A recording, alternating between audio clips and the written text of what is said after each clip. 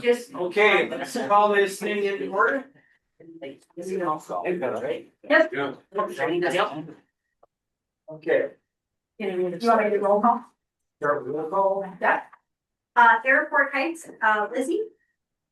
Avenue Community Council? Oh, I'm so sorry. Yes. Avenue, Lizzie. Airport Heights, Emily. I can really do that audio, but I can do it. Hey, Oh. Yeah, your audio is rough, just a heads up. Sasher, I see, I think I see two of you. Who is the delegate for tonight? That's a good question. I'm the alternate and Don Crafts is the delegate, but I've been Okay, going so- to these meetings. Yeah. I think Dawn would be the member then tonight. Dawn, are Okay. you present?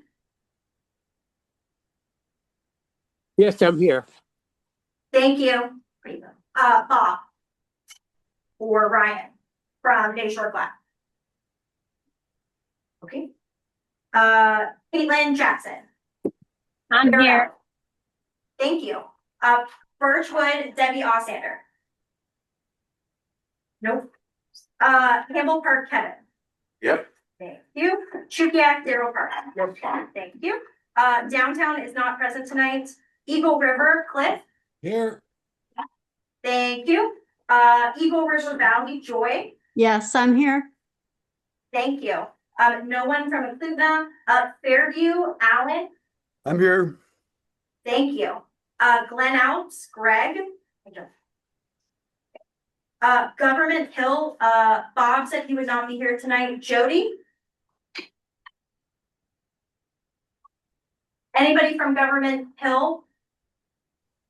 Okay. Hillside, Sandy. Okay. Huffman O'Malley, Jason. Here. Thank you. Midtown, Chris. Here. Thank you. Mountain View, Charlie. Here. Thank you. North Star, Jade. I did not see. Okay. Northeast, Pamela. Thank you. Old Seward, Ocean View, Gary. Yes, I'm here. Thank you. No one from Portage. Rabbit Creek, Tim. Yep, I'm here for John Riley, who's not here. Thank you. Rogers Park, Maryland. Okay. Russian Jack, Kathleen. Here. Thank you. Sand Lake, Carrie. Here. Thank you. Scenic Foothills, Roger. Here. Thank you. South Edition, John. Here. Thank you. South Fork. Okay. Spenard, Sarah. Here. Thank you. Taku Campbell, Sarah Alexander. Okay. Tudor, we don't have anyone. Turnigan, Kathy. Here. Thank you. Turnigan Arm, Michael. Here. And University Area, Steve. Here. Soon to be you met tutor.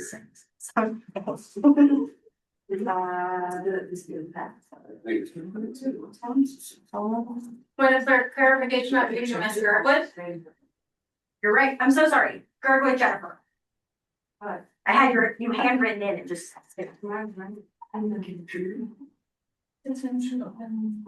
Yes, that's on Tuesday. We do have some.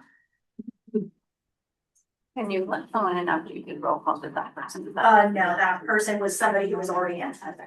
Like that?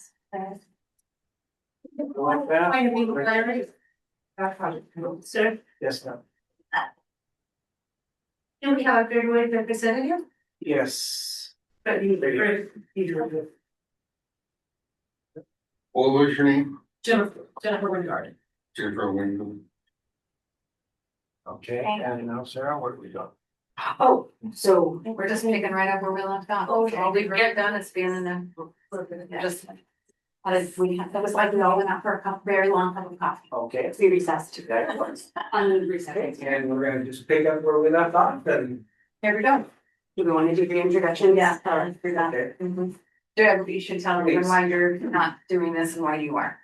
Would you like me to start? Please. Okay, My name is Sarah Prescott. I am the chair pro tem, but I'm also on the bylaws committee. So the last meeting, we had Charlie be the presiding officer instead of me chairing the meeting, so that way I could respond to questions and present on the draft bylaws that we're working on.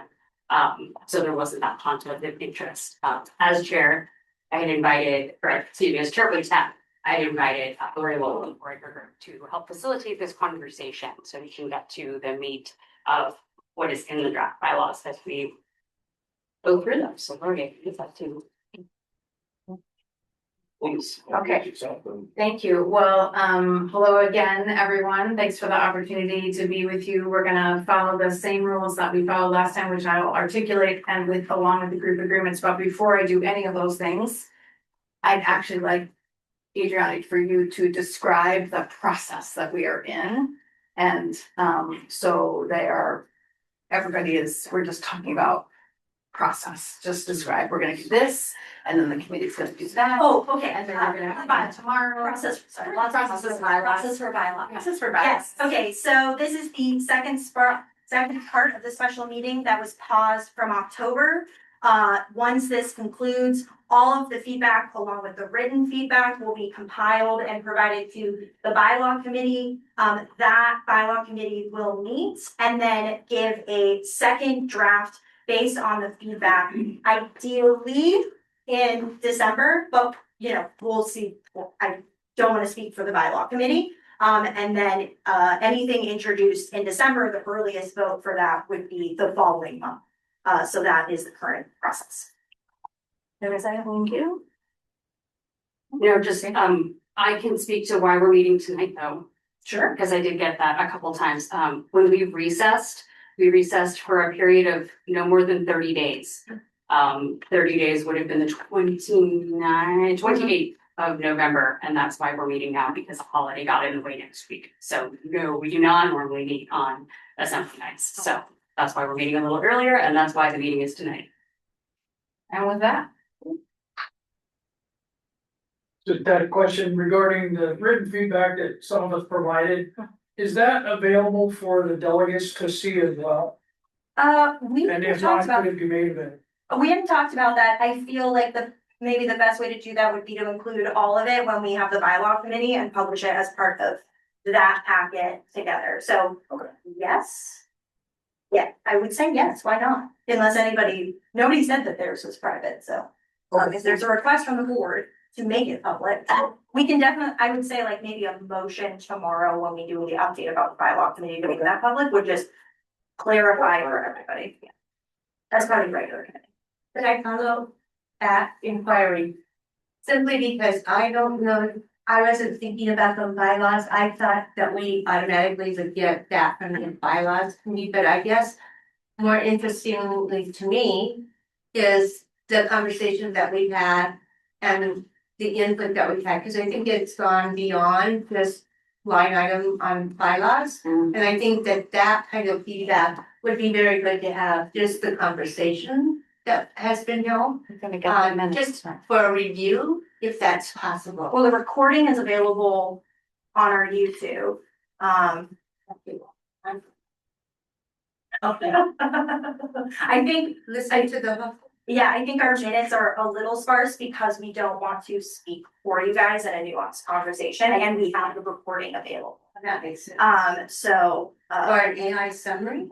I think sometimes you don't want to lose some of the salient points. I mean, I don't know about the rest of you, but my mind doesn't encapsulate it all. And then later on I go, oh, well, what about that idea or this idea? But up to you. Yeah. It's just a point. Yeah. Thank you. That was kind of why I asked, because Yeah. I know I provided feedback on what I remembered. Yeah.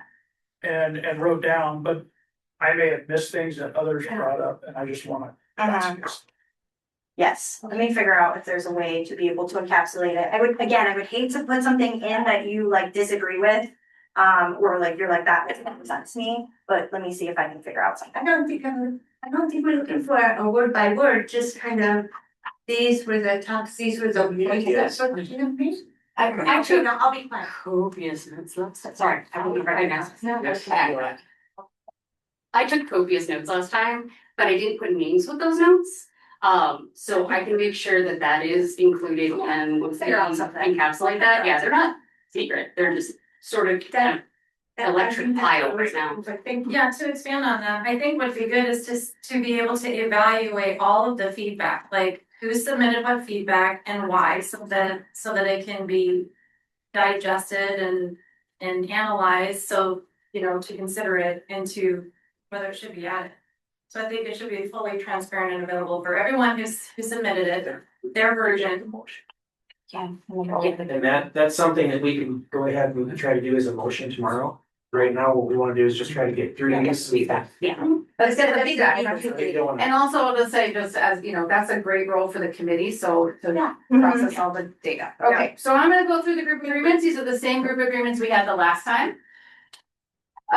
We've established a roll call and we'll be calling on one that assigned that person who's the delegate. Will be the person that I now have the list of that I'll be calling on. We're gonna use the same rules we had last time, which is, I've got my timer, we're gonna give everybody 1 minute. We'll go around the room. If you don't have a comment, then we'll pass and we'll go to the next person, on my list, and then we'll just keep going around again. When we've gotten through all of the topics, because we're only at item D, gotta get to A through H. We will, then we will take a second bite at the apple and we will go back around for any kind of 2 AM thoughts that you had on items A through C that you're now like, oh yeah, I should have said blank, blank, blank. We'll take another round just to make sure that we've gotten your comments. And then, assuming we still have time left, which might be we'll just see how we go, then we'll open it for other this kind of bigger picture comments and we'll go around one more time. So that's the 1 minute and the who gets to do that kind of thing.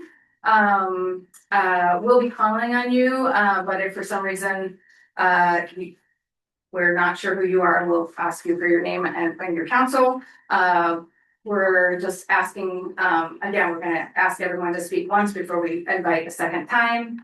We're gonna do our best because we have people listening on lots of different ways, and we're gonna be doing our outside voices to try to speak clearly so everyone can hear us and not talk over each other. So we'll ask our chair, we'll defer to our chair if it starts to get a little bit messy.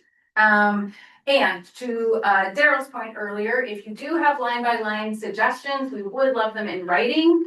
You're welcome to use your 1 minute to say them out loud, but honestly, in writing, line by line edits is just gonna be so much easier to read and for the committee to process. So just invite you again, that's an open invitation, please line by line it in writing, it's just so helpful. Are you gonna put a kind of an expiration on that, because you can get line by line for months? Oh, yes, of course we are, Well, yes. I mean, it would have to be before the bylaw committee, and I'm hoping we can have a date tomorrow, like at the meeting tomorrow, but we'll make sure we notice it, but Maybe like, when you make your motion tomorrow, you could include that. Friendly. still accept Friendly advice. for the foreseeable future right now. Okay, so with that, we are on item B on the agenda, which is meeting notices. I think what was super helpful last time, which we had to catch up to ourselves a little bit about the process, was to ask for you to just give a quick like moment about like what page is that on and what is the kind of a little overview of the topic and orient people who are trying to follow along. And then we'll start the round the roads. Okay, awesome. Where are you in this? We are, that's exact. We are on discussion. We're starting to get to do We are just started. We are What on, we're doing now is getting it. We're not there yet. we haven't done anything yet. But where are you gonna start? We are gonna start on item D, meeting notices. We're getting to that. Hold on a second. Where is that? I don't know, I didn't put that part, I just put the sentence, but I'm finding it.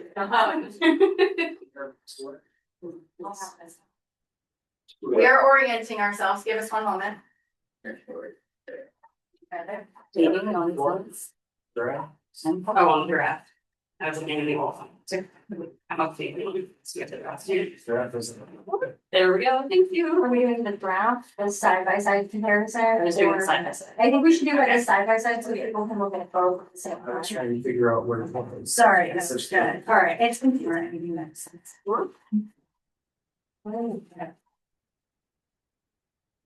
It is in a couple places. Okay.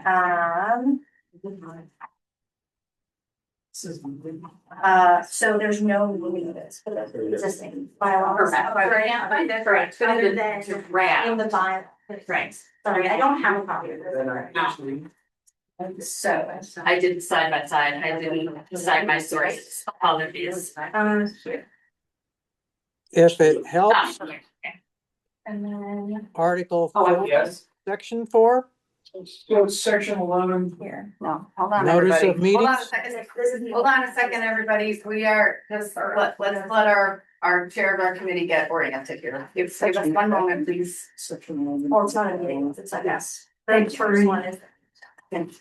So the answer here is it's not in the old bylaws, it's only in the new bylaws, correct. And so where are you, This is where they find the vision of this. So many pages. this is. Yeah. On page 3 of the side by side, Yes. it's got the, page 3, the new bylaws, article 4. Section 4. Right. Okay. So, Page 3, everybody. and to be clear, the current bylaws don't have a meeting notice requirement, which is why there's nothing in that section. Okay, wow. So please orient us. So in existing bylaws, the only thing that requires notice is if we're going to amend the bylaws with 2/3, we have to wait at least 30 days. Special meetings also require 10 days notice to all delegates and affected councils, but there's no other requirements for just regular meetings in the existing bylaws. We updated that in the draft bylaws to require written notice between 10 and 50 days. Board meetings require regular board meetings require 2 weeks notice, and special meetings require 48 hours. I believe that's the gist of it. Okay, so I'm gonna call on people. Everybody has 1 minute. I've got my timer. You're commenting only on this section called meeting noticing. Okay, so Lizzie from Abbott Loop. What was it? Did you have any Do you have any questions or comments? questions or comments? No. Okay, thank you. Donald and Basher.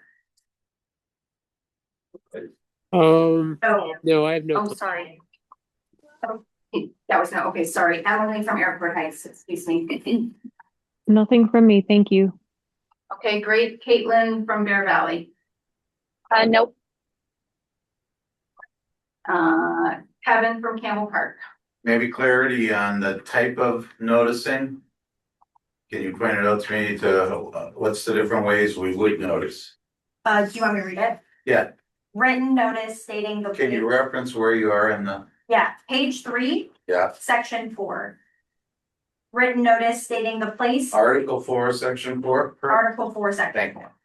Written notice stating the place, day, and hour of any meeting of the membership shall be delivered either by mail or electronically to each member and member council entitled to vote at the meeting, not less than 10 nor more than 50 days before the date of the meeting, by or at the direction of the chair or the secretary or the officers. Thank you. You're good? Yeah. I think that's a cross out. Daryl. Daryl, has Daryl from Chugia? Yeah, I just, under that same section. Electronically to me could be a little bit vague in how you're going to do that. If it were me, I would spell it out, whether it's gonna be via electronic email. And then who's, somewhere in there have whose responsibility to make sure you have the right email for that. But I would, electronically is just too vague for me. Could be texting, could be Okay, Facebook posting. great. Okay, Cliff from Eagle River. Nothing at this time, thank you. Okay, thank you. Joy from Eagle River Valley. Yeah, on page 3, I think that 10 days is a little short, especially if it happens to be a summer meeting when a lot of the councils don't meet. So I would prefer that it be pushed back to 14 days, I think is what the existing bylaws say. On page 6, talks about 48-hour notice for special meetings. I think that's very short. That assumes people are really, glued to their email waiting for a notice. And the last reference on page 21, I would prefer to keep it the 30 days before the bylaws could be changed by a vote. And even though this isn't talking about the timing or the meeting notices, I don't think the bylaws should be approved by the board of directors. I think they should be approved by all of the delegates. Okay, we're gonna stick with meeting notices for the moment, but thank you for that. Okay. Okay, thank you. Alan Fairview. So my concern would be that we make no distinction between, the summer, and the winter. We're in the subarctic, in the summertime, when everybody's busy, they got things going on. It's very difficult to get people to participate and to get people to pay attention, right, for civic type of activities versus in the wintertime, the darkness and the cold, it's much easier. So I do think that there should be some accommodation made for the reality, the duality of the way we live in a practical way in the subarctic. Excellent, thank you so much. And Jennifer from Berkeley. Nothing, okay. And Jason from Huckman O'Malley. Yeah, it's funny, I'm against the grain here because I was gonna ask, how doesn't the meeting notice for our current meetings actually go out about a week ahead of time? The requirement for community councils is 7 days. Right. Though many of them don't do that. Right. I'm actually fine with 7, so I'm against the grain here a little. Thank you. And Chris from Midtown. Yeah, I'm concerned about the 50-day limit because, for example, I would make a motion right away when we finish this process that we reconvene in 90 days because we need time to go back to our CCs. December is a dead month. November is a dead month. Part of January is a dead month. We need time to present to our people and have them talk, and a 50-day limit is just way too little. Great, thank you. Way too small. That better read. Yeah, great, thank you. Little, small, so good. Charles from Mountain View. Nothing. Okay, and Pamela from Northeast. Okay, and Gary from Old Seward, Ocean View. Yes, I agree with the extra time that the other representatives are proposing. Okay, great, thank you. Tim from Rabbit Creek. My comment is just I think we should be defaulted towards whatever makes it easiest for the membership, and remembering that everyone here is basically an unpaid volunteer with the exception of a few paid staff who have busy lives, either working or otherwise. So, as far as notice, I mean, in our community council, we love to do notice. Sometimes it's just not practical. We do the best we can in the spirit of our bylaws, but recognizing that everybody's just a volunteer, and I would think that spirit permeates here, and the default should be, which is whatever makes it easiest and more accommodating for the membership. Thank you. Can I recognize a board member who joined us just formally? Recognizing Sarah Alexander from Talkie Campbell, who's joined. Sarah, are you here? Oh, you're muted, but I can see you talking. Can you hear me now? Yes, you're very quiet, so please speak up. Okay, yeah, I'm here. I just had to work, so I just got on late, but I'm here. No worries, we're just going through the list right now. Okay, great. All right, Kathleen from Russian Jeff. Nothing more. Okay, great, thank you. Carrie from Sand Lake. I would definitely clarify that Facebook notices are not sufficient notification. It needs to be a confirmed point of contact for noticing electronically via email, preferably, or then if it needs to be certified mail, something that is confirmed that it's been received and not just assumed. So that language definitely needs to be in there. This whole process was not properly noticed at all. It's super important and ethical for all of the community council members to participate in the process. Show their voice. Thank you. And Roger, Scenic Park.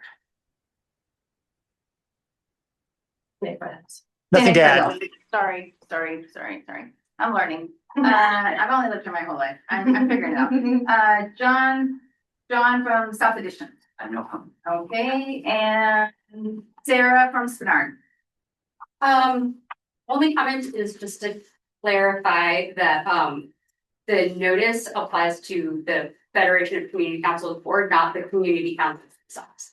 So if I'm noticing something for Spenard, that's for Spenard, so the timeline isn't affected by what is in the FCC bylaws. Just the board, like we're all seated here, is affected by this. That's it. Right, thank you so much. And Sarah Chaffee-Campbell. We are commenting on the meeting notice section. I know you're just joining us in the middle of a conversation here. Yeah, so I have no comment. I'm just gonna wait and listen to what everybody else kind of says. There. Thank you. Okay, thank you. Kathy from Kernigan. Thank you. Just 4 things in no particular order that popped into my brain. I know that it would be nice if when FCC delegate meeting notices are sent out, that you include the alternate as well. I don't know how big of a deal that would be, but it would be a kind of a nice thing to do. We do that. We do, if we have the contact information for them. Okay, we do. I don't know if that should be included in the bylaws, so just so there's no confusion about that. And we talked about, when should a notice come out for delegate meetings, either special or regular? And I don't have really a strong feeling about a couple of different suggestions that we discussed, but I like when you also send out a reminder one. 1, 2, 3, no more than 3 days. And I don't know if the initial one and the reminder should include the agenda. Oh, I know. I'm so sorry. Can I get you on I'll get you when I come back around. Okay, sorry. thank you. Okay. I know you had 4 things. We got to 2. Appreciate that. You could whisper in someone else's ear and tell them your other 2. Michael, turn your arm. I have no additional comments at this time.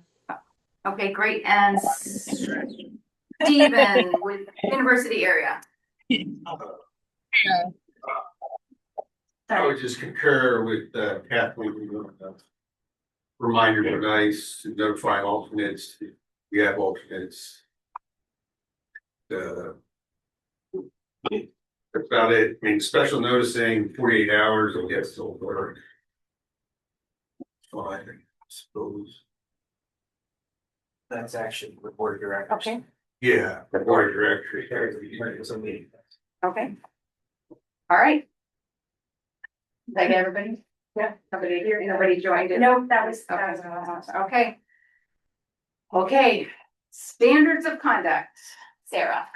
So in our existing bylaws, we don't have. Who's gonna tell us? It's not in our existing bylaws. There are no explicit standards of conduct listed. We rely on Robert's rules to inform standard conduct. We did detail them in the new bylaws in section, it's towards the back in on the pages that say draft. Section 13. And it is standards of conduct for directors. And maybe it's just helpful as we did in the moment just to read it because I think. Will you even put page number 2? There isn't a page number. That was the article and then the Page section. Article 5. It helps if you just get the page number too. There's There are no page numbers. On the draft one, there aren't page numbers on this. So find the one that says draft. Page 5. Page. And it's Article 5, Section 13, Standards of Conduct for Directors. Director shall support the mission and purpose of the organization. A director shall perform his or her duties, including the duties as a member of a committee in good faith. In good faith. Can you slow down for a minute? I have Yeah. not found where you're at and I'm seeing other people with the same problem. Okay, thank you. Go from section 10 to section 16. 13 is not in this. If you see section 10 on the draft, down towards the bottom of that page is section 13. Yeah. Okay. Section 13, Article 5, Section 13, Standards of Conduct for Directors. Directors shall support the mission and purpose of the organization. A director shall perform his or her duties. Okay, hold on. Can you wait? I'm sorry to do this, but I really want to be where you're at. And I'm not there. And I see other people still In doing the the- same thing. In the draft version, Chris. Okay, well, I'm using this because Okay. it was supposed to have everything in it. This document. Okay. No, she's right. Here, I'm sorry, I'm back. I was looking at drafts. I don't know if they just give you the page number. No, I I would found it. solve In the draft. Page number? Page on now. You don't have to, she doesn't have the one with the draft form in. I don't have a PG. That's why I figured. If you're in the side-by-side comparison, Not in which you're not. it's in yeah, page it's not in 8. this because it didn't exist. Okay. No, in the side-by-side comparison, The very fourth. they're saying it's on page 8, but I don't see section. Section 5. Okay, we're gonna put it on the screen, everybody. We're gonna put it on the screen. It's just gonna be way easier. Okay. Okay, we're just gonna do this from now on. We're gonna put it on the screen, everybody. Okay? Chris, Do you want me to still read it? it's on page 8.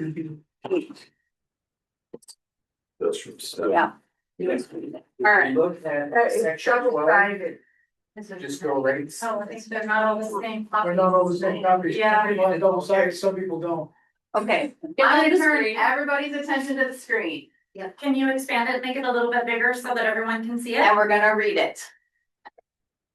Okay? It is not in the existing bylaws, so we can make that red text bigger. Section 13, Standards of Conduct for Directors. Directors shall support the mission and purpose of the organization. A director shall perform his or her duties, including the duties as a member of a committee, 1, in good faith, 2, with the care of an ordinarily prudent person in a like position would exercise under similar circumstances, and 3, in a manner the director reasonably believes to be in the best interest of the corporation. Straight out of state law. In performing his or her duties, a director is entitled to rely on information, opinions, reports, or statements, including financial statements and other financial data, if prepared or presented by one or more officers or employees of the corporation whom the director reasonably believes to be reliable and competent in the matters presented, legal counsel, public accountants, or other persons as to matters the director reasonably believes are within the person's professional or expert competence, or a committee of the board of which the director is not a member as to matters within its purview if the director reasonably believes the committee merits confidence. A director is not acting in good faith under subsection 3 if the director has pertinent knowledge concerning the matter being discussed or voted on that is important for the board to know, but they fail to disclose it. It goes on into conflicts of interest as well. It outlines conflicts of interest. A director shall disclose all conflicts of interest and may not act in matters in which he or she has a substantial and material conflict of interest. Conflicts of interest are defined as when a director or a member of his or her immediate family has an economic interest in a transaction, which is the subject of proposed action by the corporation, and the economic interest is adverse, competitive, potentially adverse, or potentially competitive to the interest of the corporation. Is a member or holds significant interest in another entity that is the subject of the proposed action by the corporation, is a member of the board of directors or other governing body, or an officer or manager of another entity that is the subject of the proposed action by the corporation, or is a party to or a potential party to threatened or pending litigation or administrative proceedings in which the position is adverse to that of the corporation. However, a director does not have a conflict of interest where the interest of the director or his or her immediate family is no different than that of members of the corporation generally or of other directors. Okay. Here we go. Thank you for sharing that. We're gonna do that every time. Love it. Lizzie from Avalon. Okay, Emily from Airport Heights. No comments, thank you. Okay, Donald from Batcher. No comment. Okay, Caitlin from Bear Valley. No comment. Kevin from Campbell Park. I'm good with it. Okay, Daryl from Chugiak. Just, item, number one, under section 13 is use organization, and then later you use corporation. Are they synonymous or are they separate? We meant them to be the So, same. so, Yeah, that's, so thank we you will for catching the throw typo. that up. Excellent. Cliff from Eagle River. No comment. Thank you. Joy from Eagle River Valley.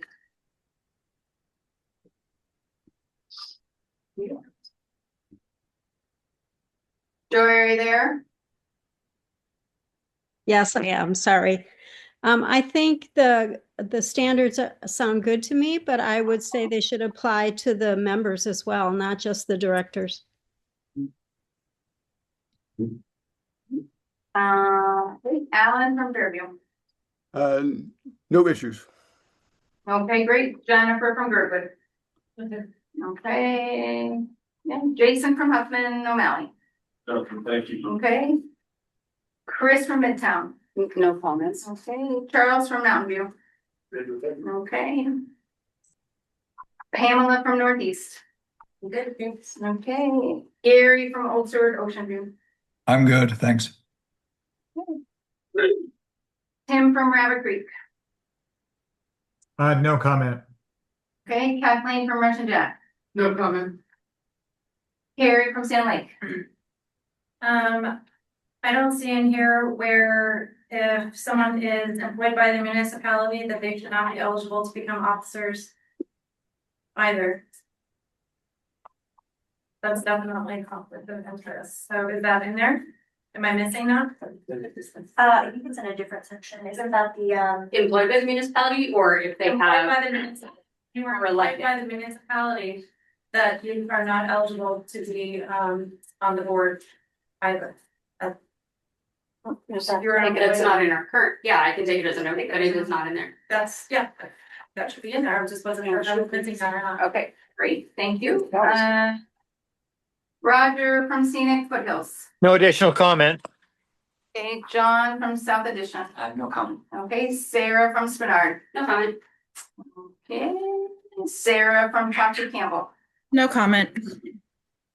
Kathy from Turnigan. Thank you. Kind of reiterating, that was previously brought up is there's no reference to non-board members, just members, whether this applies, conflict of interest applies to them or not. So I think just saying applies to both categories makes sense. Okay, thank you. Michael from Turnigan. No additional comments. I agree with the comments that have been spoken so far. Okay, great. Thank you so much. Sorry, Stephen from University. No comments. Excellent. I would just like to recognize Jody Sola from Government Hill has joined the meeting. Hi, Jody. Hi there, sorry I'm late. No, you're all good. We're just moving on to the next section. Government Hill. Okay. Well, we have a moment, Jody. Have you been on long enough to be tracking where we are in this moment? Do you have a comment about the meeting standards of conduct? She jumped on. I do not, no. Okay, Have any great, comments? thank you so much. Okay, thank you. I'll just say, all of that is the language from the state of Alaska, so it's very useful that you all agree with it. They would be very happy with you. Okay, we're moving on to the fiscal year. Can you please pull that up on the screen, please? And Sarah, can you orient us? Yes, you have a weird. Page 18 of the side-by-side comparison, and I'm asking them.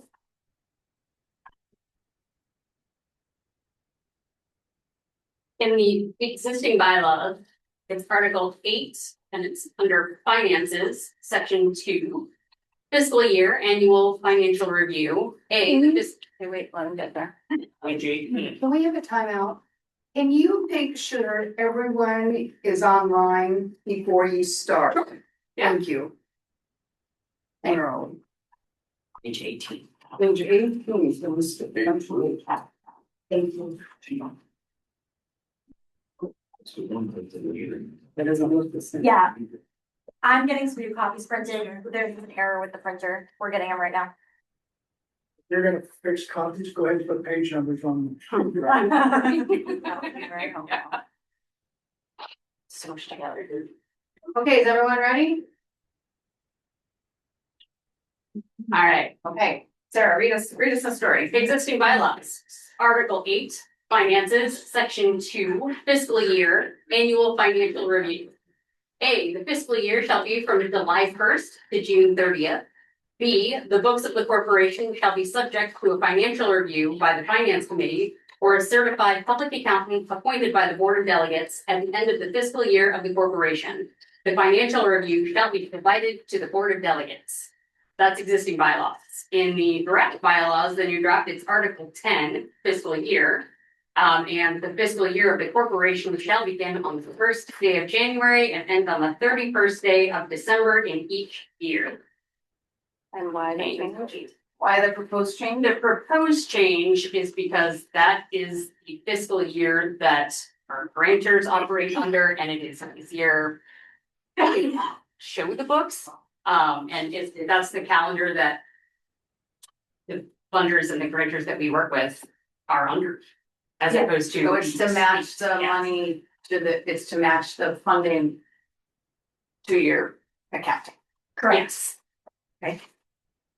Okay, we're ready for comments. Here we go again. Lizzie from Avid Loop. No comments. Okay, great. Emily, Airport Heights. No comment. That all makes sense to me. Thanks. Yeah, Donald from Batcher. No comment. Caitlin from Bear Valley. No comment. Kevin from Campbell Park.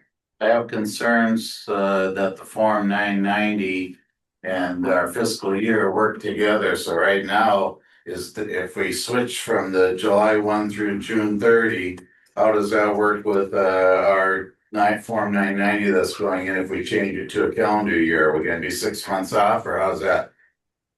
Do we need to go to the IRS and ask for a new fiscal year? We can put that to the accountant and maybe get a written response from him. It will be a 1-year transition with the IRS. You'll have to work a process with them. I think you actually have to give some type of permission first. Yeah. Kevin from Campbell Park. I'm sorry, that was Kevin. Sorry, Daryl from Julia.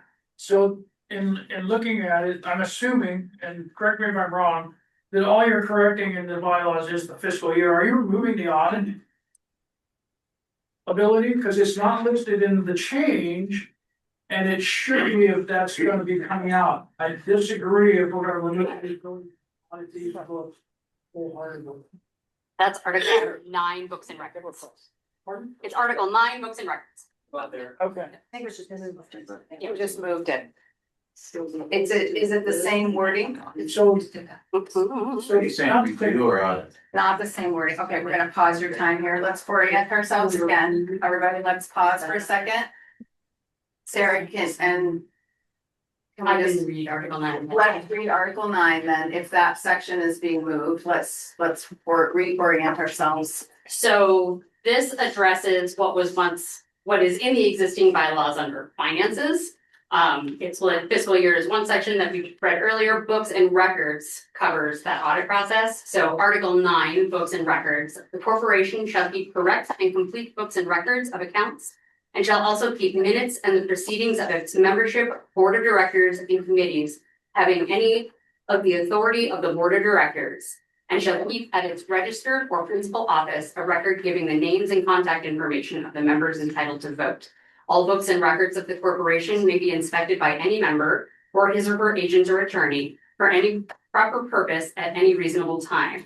The board of directors shall set a records retention policy. In the absence of a records retention policy, the board shall exercise due diligence in determining record retention in the best interest of the corporation. Where's the audit?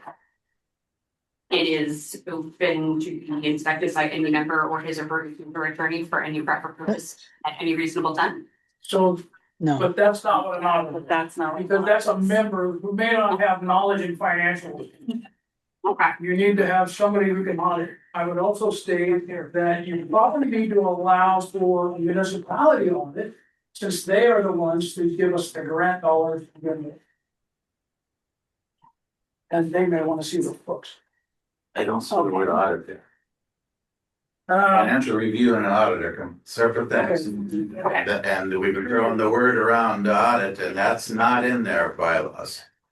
so I misspoke, my apologies. Okay, so we're just resetting here, because there's some. So let's just make sure that the notes have been approved by all of those things. Okay. I'm not finding that. Okay, I'm coming back around with this clip, everyone, we gotta have one conversation here. I'm gonna ask for one conversation. So I'm gonna go back here and just get reflection from the first couple people I called on about this piece about the financial piece, because until Daryl pointed it out, I think we were not all on the same page. So I wanna give fair opportunity.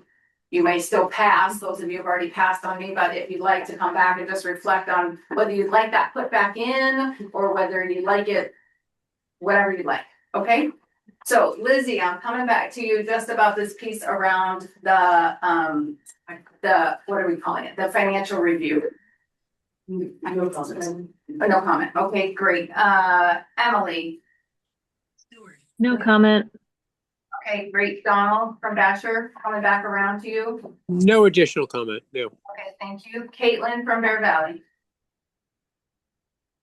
No comment. Okay, Kevin, I'm coming back to you one more time. Do you want to say what you want to say? I'm just gonna say the history is that a financial review or a review is way different than an audit.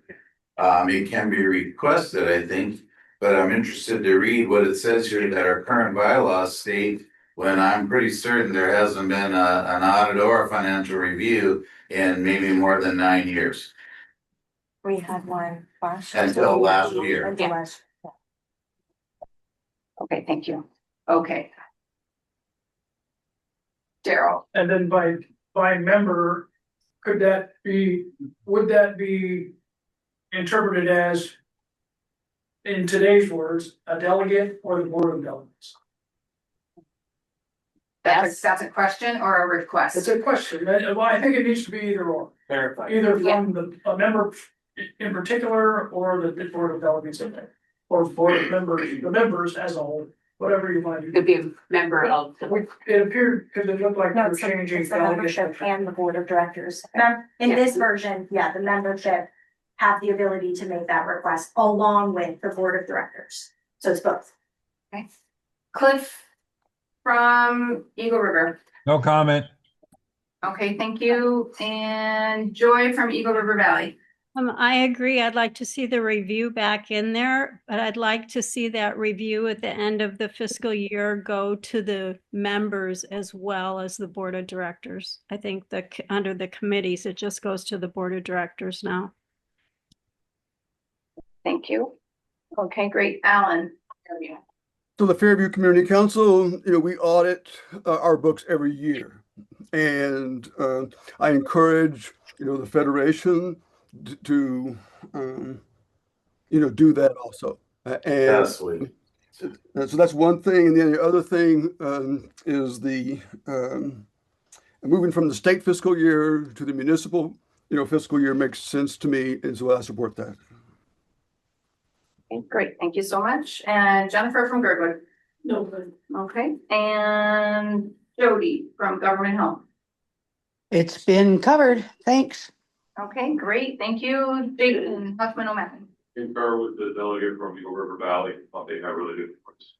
Okay, great. Chris from Midtown. No comment, thank you. Okay, Charles from Mountain View. Nothing for me. Okay, Pamela, Northeast. Yes, I would prefer that we use the word review and not audit. It's about $100,000 difference in what we're looking at. And the other thing is when we send this all up to everyone who's going to be voting on it, to make that point clear, but also to clarify the change and how that would happen with IRS to change those dates, just to make that very clear to everyone. Yeah, we can get clarity on that for sure. Okay, great, thank you. And Gary Oldstewart. Nothing extra, thank you. Okay, great, thank you. And Tim Rabbit Creek.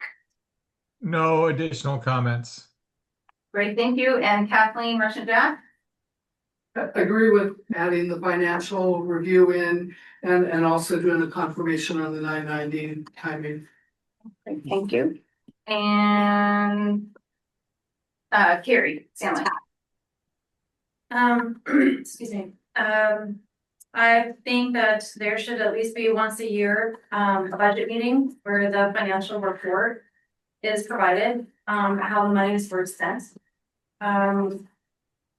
And a proposed budget for the upcoming year. And I think that the approval on the budget should be given by the delegates and approved by the body as a whole and not the FCC board. But going also back to the books and record section, this is kind of connected, where it says all books and records of the corporation may be inspected by any member, or agent, attorney, for any proper purpose at any reasonable time. I think that there should be some definitions there, identifying proper purpose and reasonable time. So there just needs to be some definitions. Okay, great, thank you. And Roger, standing for those. No comment. Okay, John, South Edition. No comment. Okay, Sarah Starr. Use my time to clarify, is what I'm hearing that we're leaving review and not audit, but we want review in there, those who, we can take some head nods, am I? Okay, that is all I have, I wanted to make sure that that's captured. Okay. Sarah with Taku. No comment. Okay, Kathy, attorney. Yes, thank you. Review versus audit, it makes sense, audit is massively expensive. But I heard Kevin mumble, even a review is expensive, is that true? It's Yeah. I mean, how Sorry, can you define expense? I can talk about what we did last year when we did ours, if that helps. Sure. Yeah, when we did our last audit for the 2023 year, it cost us $8,000. We don't have that budgeted. That wasn't a formal audit, but that was a review by a public accountant. I believe. And Yes. and we are not required for our grant to have an audit, and should they require us to have an audit, they have to, in the grant language, it says they have to give us money for that separately, because as a small organization and by the auditor, they were like, please don't audit every year. This is like a not good use of your money. And that's why we have a third party accountant who's doing regular checks of the books. Okay, you still have time, Kathy? Okay, so just to clarify though, are we in agreement even if it costs 8,000? Is that what you said? Yeah, I mean, To have an annual review? right, Okay. 8,000 today, so Yeah. we would have to start budgeting for that, should we make that requirement, if we want that kind of review outside of our regular accountants. Michael from Fernigan. I agree with the additional comments. Okay, great, thank you. And Stephen University. Maybe some comments, one thing formed, and I don't mean to increase any more bureaucracy here, but one organization I'm involved with, and I'm actually the treasurer of that organization, they have a budget and audit committee that actually does a yearly, like internal audit, we don't go to an accountant. They basically go over every transaction. And tell me what I did wrong or what he's approved. That's pretty helpful. I don't know if that's something you want to do. Like consider. Are you asking for that in the bylaws or as a practice? Well, that kind of as a practice, I don't know if you have standing committees, but we have budget and audit committee, that's standing committee, and they basically do an audit without an accountant. So it's a suggestion, but not for the bylaws. Okay, Policy procedure. yeah, Yeah. yeah. Next step. Next step. Okay, here we go. Ready? Ready. Okay, item G, insurance requirements. For those following on paper, it is page 20. I will wait to hear. Pages stop once again.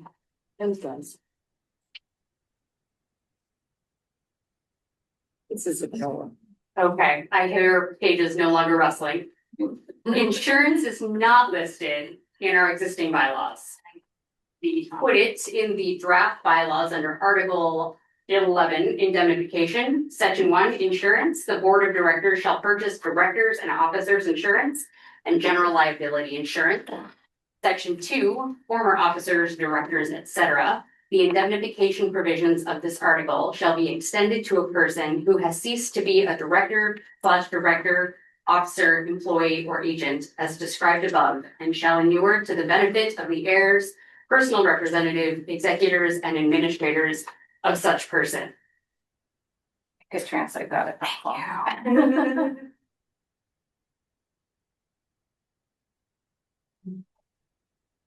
Does anyone need a quick primer on directors and officers insurance? Can we see that again? Can you put that back up, please? Or are you gonna run around I'm with gonna questions? questions, yes, I am, but I'm happy to answer preemptive questions about directors and officers.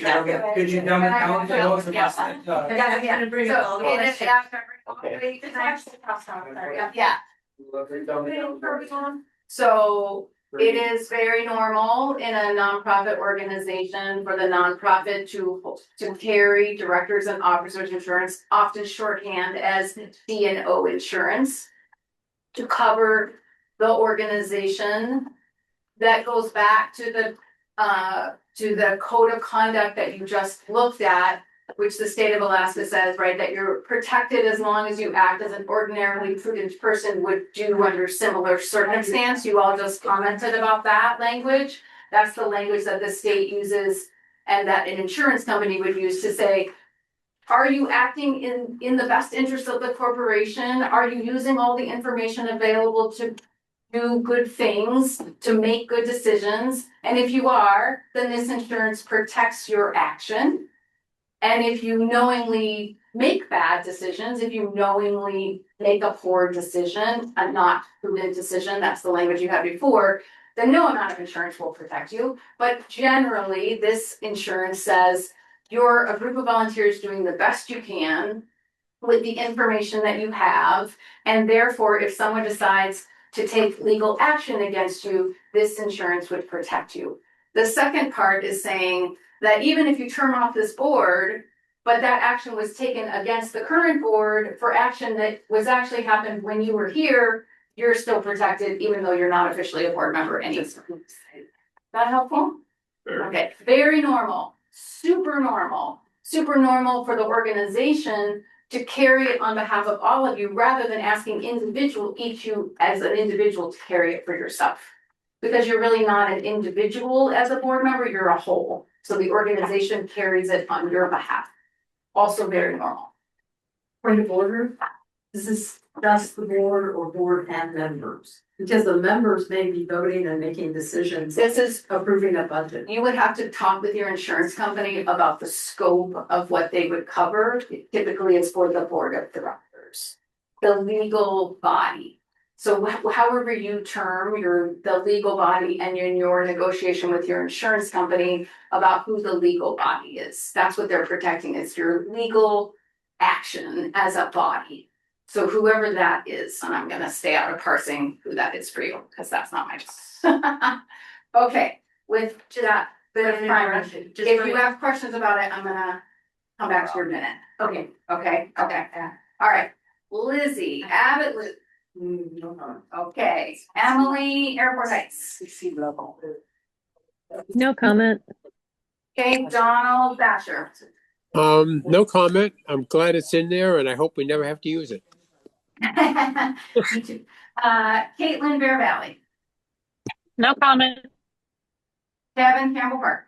I'm concerned about the language in section 1. I do not believe we're asking the board of directors to purchase. I think it should say that the entity should purchase the insurance, which may cover board of directors. Otherwise, you got 5 board or 11 board of directors buying it.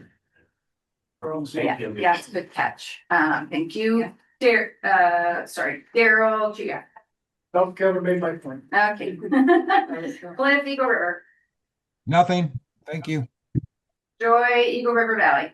And just like the standards of conduct, I think they should follow, the members should follow those as well. If the members are also members of this corporation, which it says in section 1, they should be included in the insurance, not just the directors. Thank you. And Alan Fairview. No comment. Hey, Jennifer Goodwin. No comment. Okay. Jody, Government Health. No comment.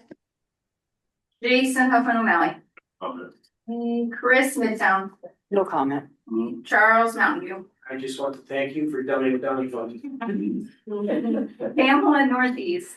So they made some of the points that I was going to make, but I want to know, have we had this to date?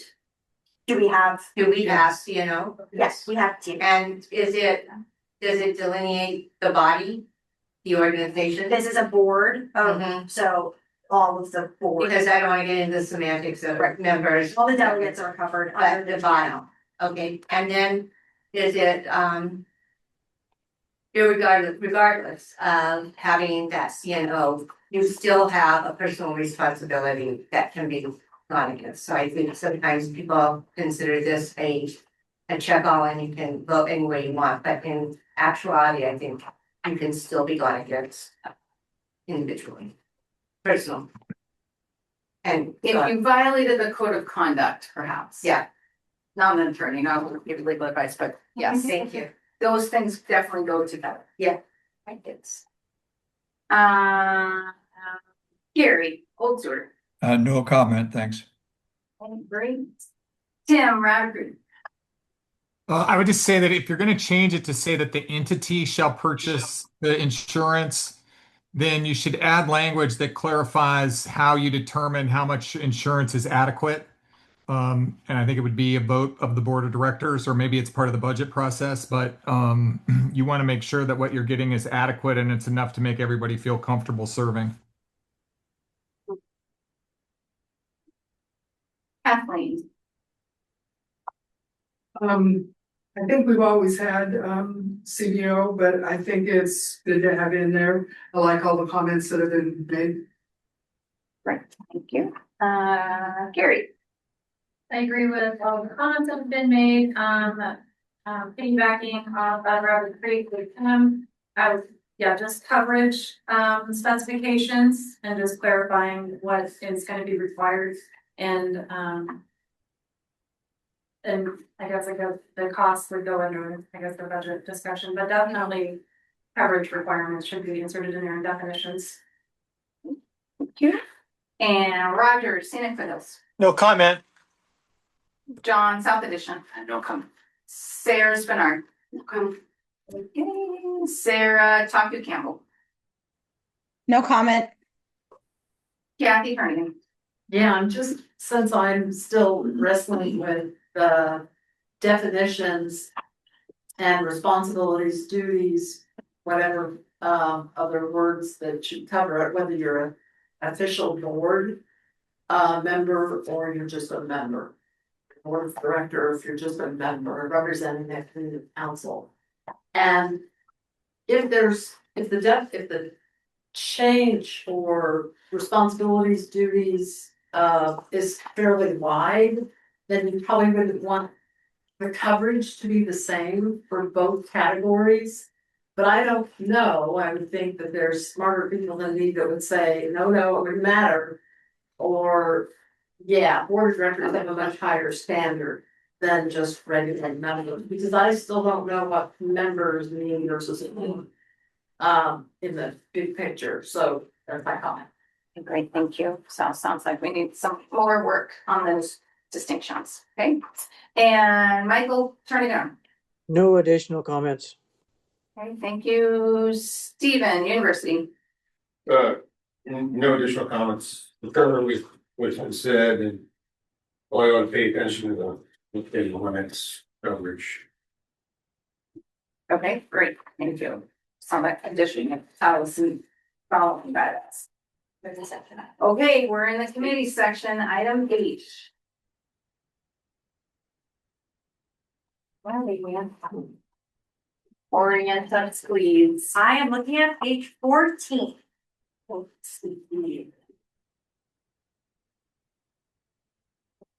That's a name. We have. Do you need a new copy, Chris, of the side, are you missing pages? Yeah. I'm just kidding. Yeah.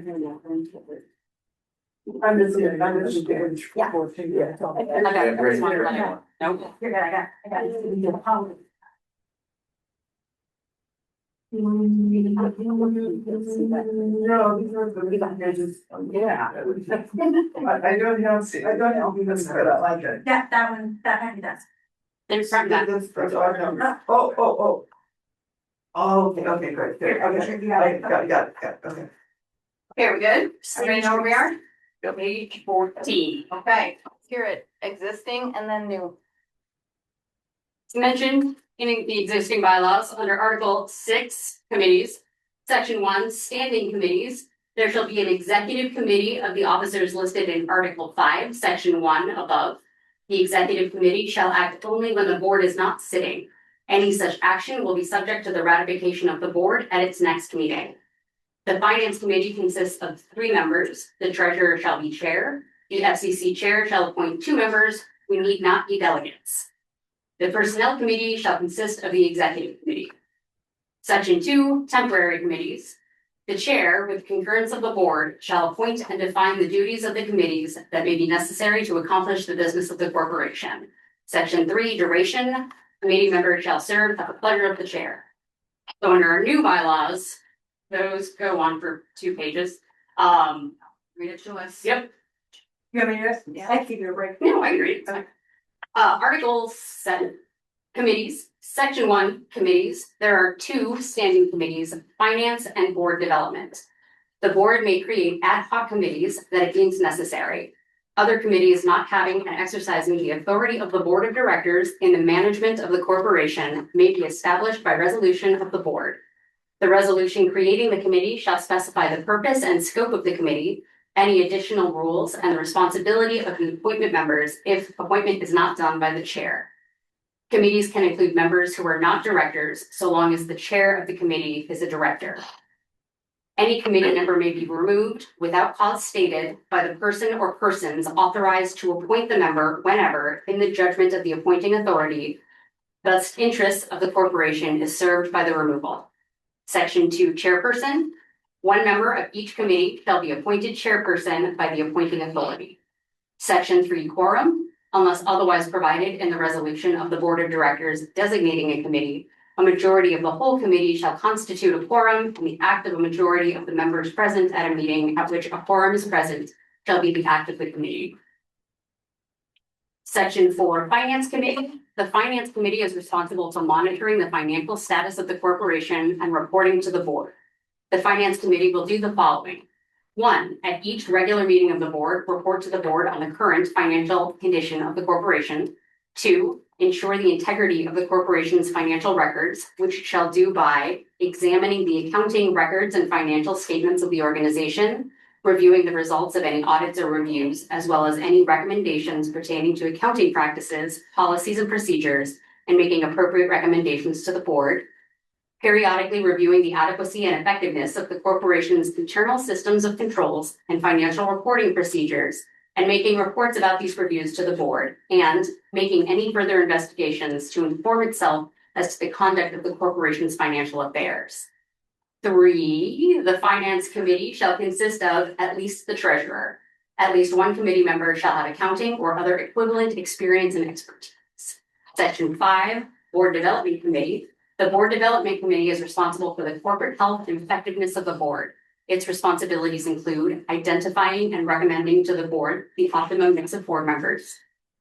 Board development, which includes training new board members as well as ongoing board training and evaluation. Reviewing the corporation's bylaws and practices and recommending any changes it deems appropriate related to board structure or operations. Reviewing the ad hoc committees every 2 years and provide recommendations to the board of directors for renewal or dissolution. I think that's it. That's all the committees. Okay. Okay, we good? That's major things. Making a face. We're gonna hear Kevin's comments with his face in a moment. Lizzie, you're up first. Comments about committees. Oh, I was looking at the removal of people from the committees for whatever reason. There, and it guards against sort of abuse of authority of saying, I don't like what you're saying, so you're off. Is that a question or is that a request? It's a question.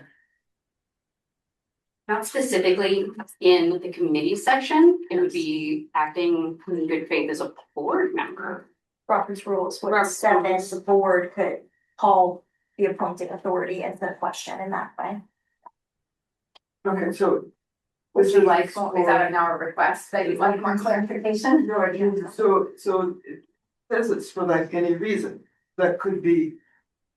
Any reason that's not in the best, that the language says any reason that's not in the best interest of the corporation. It's without cause stated. So they don't have to say why, but it has to be within the best interest of the corporation. Oh, you know. And then I would assume that you would align back to that code of conduct piece of the bylaws. I mean, this is all one document that we are pulling apart in lots of ways, but I think you'd want to connect those dots. Yeah. But if you have 15 seconds to make a suggestion. Okay, duly noted. Okay, Emily from Airport Heights. No comment, thank you. Hey, Donald from Dasher. No comment. Hey, Caitlin Bear Valley. No comment. Kevin Campbell Park. The number 3 there, the finance committee shall consist of at least the treasurer. I believe that should be at least the treasurer and one other person. A committee of one. One, it's not a committee, and 2, who's the checks and balances, right? Well, and you have language previously to put into the committee of 3, so that also doesn't make any sense. We will shorten that up as well. Is that your only, you have more time? No, that's good. Okay, more members. Daryl. Okay, so in section 1, 4th paragraph down, committees can include members who are not directors, so long as the chair of the committee is a director. Is that to be understood that you can have committees with no director on the committee? Because I'm not sure. Well, because the chair has to. Would have to include. Okay, then I go down to section 2, chairperson. One member of each committee shall be appointed chairperson by the appointing authority. So if every chair is going to be a board member, why do we need that? Sure. Is it repetitive? It makes it confusing. Sure. Okay, so you're asking for clarification. Yes. Yeah. Define it. I'm not sure. Yeah. Okay. Okay. Well, it's really not, Okay, friends. it's not. Okay. Yeah, the chair of the committee is supposed to be a board member. What do you do with that? So it's just. Cliff, Eagle River. I'm not done. Oh, you're not done? Oh, sorry. Okay, sorry, you have 20 seconds. The other item, under this section, it's not clear that is it to be the boards, the committees are to be made up of the members, or today we call delegates. If that's the case, we should probably have that in there somewhere. Because the only place I see non-members used is in that one paragraph, where you can have a non-member be on a committee. So I'm assuming that we ought to have a statement in there that states committees are to be made up of the members of the corporation. Okay, that's your time, so Yes. can you, I you follow. have that, you have that follow, you following that? Yes. Okay. Okay. Okay, thank you. Wait a minute, Cliff, you were, No comment, but I can give my time to the previous speaker if he needs more time. That's okay. thank you. He appreciates that. Joy, Eagle River. I have 3 comments on this section. First, the committees can include members who are not directors so long as the chair is a director. It seems like only the directors are mentioned. And what about the members? I mean, if it's an ad hoc committee that's of interest, say to the, for instance, the Eagle River communities, why couldn't someone who was an Eagle River delegate be the chair? I don't know why the directors are the only ones who can be. Anyway, that's one comment. My second one is I share the concern about removing people without cause. Seems like overreach to me. And my third comment is to put back in our discussion about the fiscal year where we talked about the annual review and putting that back as part of the finance committee responsibilities is to do an annual review with the members, not just the directors. Great, thank you so much. Right on time, awesome. Got all, yep, okay, awesome. Alan from Fairview.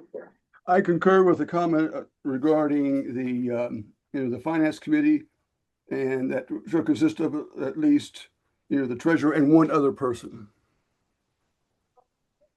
Okay, thank you. And Jennifer Goodwood. Okay, Jody Government Hill. No comment. I may think about it and send in some at a later date. Okay, great. Thank you. Excellent. Yep. Yeah, exactly. Just to remind everybody, you're all welcome to the written line by line. Jason Huffman O'Malley. Yeah, thanks. I think I would like to see some way to create a committee that is then established by resolution board, perhaps by petition of the members. And also, I think there should be cases, like the previous speaker said, where the board delegates the chair to someone who is uniquely qualified or interested in a topic that the board members may not be. And then the last thing is, a large forum. I'd like to see some operation under a short board situation. Does everyone understand what that means? Oh, yeah. Okay. Okay. Chris from Midtown, please. I bow to these two, no comment.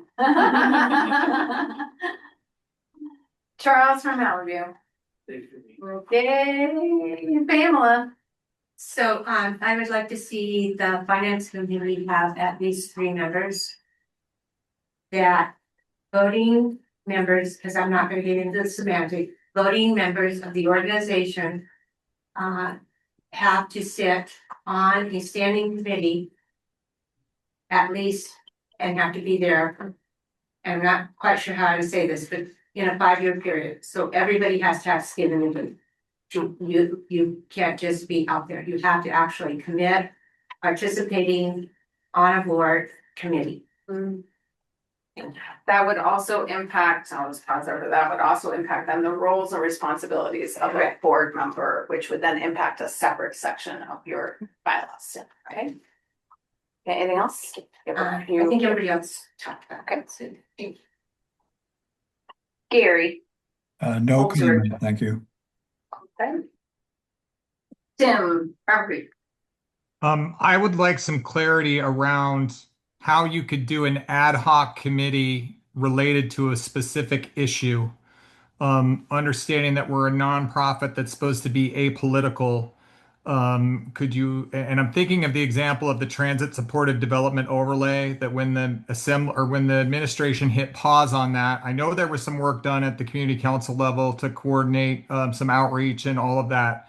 Could that have been done under this provision, and what kind of work product could they produce, and who would have to vote on it to keep you out of trouble with your nonprofit status? But I think you know, this is supposed to be one of the strengths of this new structure is to get out of the way all of the admin stuff so that we can focus on issues. And so I'm not sure there's clarity around how to do an issue committee and what the committee could even do. And then, you know, and how do you do that and keep out of getting in trouble with your nonprofit status? Okay, great, that's time. You have enough to go on with your notes? Okay. Do you want to respond? Or is that, no, No, okay, that's good, more okay, complicated. yeah, that's complicated, okay, thank you. I'll just go I with would just thank you. say like the Tisdale example would be a great case study of how you could like say, well, how could we do Tisdale in a better way and coordinate across the municipal or across community councils? Like, does that issue fit into this framework or not as you were working it up? I'm great. sorry, I know I'm over time. No, that's great. It's helpful to have a real life example that they can come back to with a conversation with all of you. That's great. Kathleen, brush it down. Under section 4 for finance, and then further section 3, where it talks about one committee member have accounting or whatever equivalent experience. I don't know how you would necessarily prove that. Do you, Kevin? I mean, I think that would be, hold on, let me finish. Especially if the treasurer is in that position, is that comment really even necessary? It would really be better to say, in my opinion, that you should have at least 3 members. And then under board development, you kind of got rid of executive committee, but what you don't talk about is what happens if in between meetings, there's something critical that comes up. You're not, it's not in these committees as to how you would even deal with it. And I think that's something that you need to have in there. And really, executive committee, for my purposes, is really more of a board development committee. You can call it that and just have different items listed. That's my thoughts. Okay, great, thank you so much. Very helpful. Carrie. I think that anytime there is a committee being formed, that there needs to be a notice of that meeting, and email to the individual councils. Rather than a separate email, there needs to be a roll call of like which councils have been notified by their delegates by the meeting notice. I just think that there just needs to be more involvement with the community councils and the committee. Additionally, I think that there needs to be a 90 days notice for the committee formation so that the community councils can participate and be aware of any new committees that are being formed for full participation. Okay, thank you. And John, South Addition. I really appreciate Tim bringing up the Tisdale example. I think that brings it into real life situations of things that we're trying to do and how can we accomplish those things in this structure. I don't really care about the details of when you meet, when you don't meet, which emails you send out. That's not important. What's important is what we're trying to do as a group. And that idea of how that can work through this new organization will make us either a very effective organization, or we're just going to start fighting about details. And I'm very busy in my community council. I rely on the FCC to be the administrators, and I don't appreciate my time wasted on this type of detail. Awesome. Thank you so much. Okay, Sarah. Only comment is thank you for all these comments. They are extremely helpful. Okay. Sarah from Taku. No comment. Hey, Kathy from Vernon. Yeah. So there's that confusion overlay between board members and regular members. So under section 5, where it says board development committee, and then it talks about training and so forth. I think back to when we, as all 37 delegates, presumably participated in a special 2-day event at APU that was very helpful. And one was for board, our board had, and then the next day was our council had. if we have now in this new bylaws, board development committee and meet and train and so forth, where does that leave members? That lower tier, which is gonna be the majority of council representation. Where does that fit in, or should there be any mention somewhere else about that level of discussion? In your couple seconds left, are you making a suggestion that that go in the bylaws or that just gets noticed somewhere? I think it needs to be digested, whether it should be go in the bylaws, if there should be something that formal, or if Just slip some. yeah. Okay, awesome, thank you. Okay, that brings me to Michael. I don't have any additional comments. Okay, great, thank you. And Stephen? I don't, I concur with what's been said so far, for the most part here, I would like to see something about like a yearly audit and finance committee, whether it's done internally. By the committee is fine, doesn't need to be a CPA, that should probably be in the bylaw somewhere. The other item would be minimum 3 people on the committee. It has to be in there somewhere. And then, It is. the short board item, that can really, having short boards can really clock things up. Jason brought up a good point on that. I don't know if you could have alternate members or alternate directors, or something. But if the decision's not being made, it's just inaction taking place. This day and age, things need to move more quickly. Those of us who deal with a lot of boards, have experienced short boards, don't have to run a patient. Thank you so much.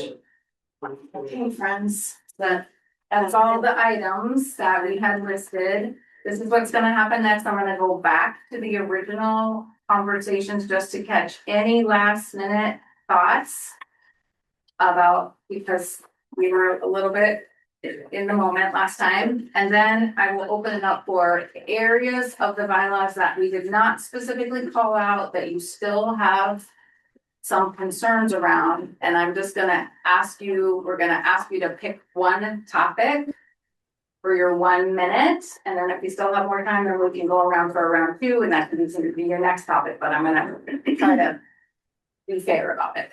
Okay, let's put it up. So, okay, great. So we're gonna come back to the rights of members. And would you please bring up that section? That we're doing it better this time. I was caught off guard. Yeah, we got it down this time. We got a little process going. So give us a moment while we orient everybody. We've already been here once. We've already documented all the things you had to say. This is only if you have an additional minute of something that you would like to say about these sections. Page 2 talks about membership. Okay, can we read it, please?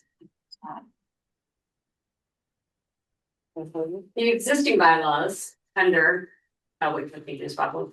We're on page 2. You ready? Okay. The existing bylaws under Article 3, membership, there shall be no members of the corporation. Yeah. Under the new draft bylaws, Article 3, membership implies there will be members. Section 1, membership eligibility. The corporation shall have members. Membership is open to all community councils recognized under Anchorage Municipal Code, Section 2.40. Each member community council, hereafter known as member council, shall have 1 vote, which shall be exercised by the designated representative of each such council, hereafter known as member. The member shall be the member council chair unless otherwise outlined in each such member council's bylaws. Members cannot be elected officials. Upon assembly ordinance marking the removal of recognition, member council's right to membership is immediately revoked. Upon assembly ordinance making the recognition of a community council, they receive immediate membership and votes to writing. Section 2, seated membership. Members are considered seated if the member council has had 1 publicly noticed meeting within the past 12 months and has a chair elected or member appointed. Member councils will be notified 1 month prior to the annual meeting if their member is considered unseated. Section 3, authority of membership. The membership of the corporation shall have authority to elect and remove directors and to vote on any proposal of merger, consolidation, or dissolution of the corporation. Okay. So again, we've documented all your first round. This is just another bite at the apple, if you will. I'm gonna go in my order. Lizzie. Okay. Donald, or sorry, Emily. I apologize if I forgot that we covered this last time, but I don't think we did. Just maybe a definition of elected officials to clarify that that doesn't include the elected members of the community council board, such as the chair or someone else who might serve as the delegate. That's all. Thank you. Somewhere, and I think it's, thank you. Do you all, is that somewhere, or is that somewhere? It's somewhere, but definitely hear the note on like, it should be in multiple. It should be in multiple places. Okay, thank you, Emily. Donald. No comment. Okay, Caitlin. I don't have any comment. Okay, Kevin, Campbell Park. No comment. Okay, Daryl. Yeah, under the membership where it talks about. And the lost my place, I'm done.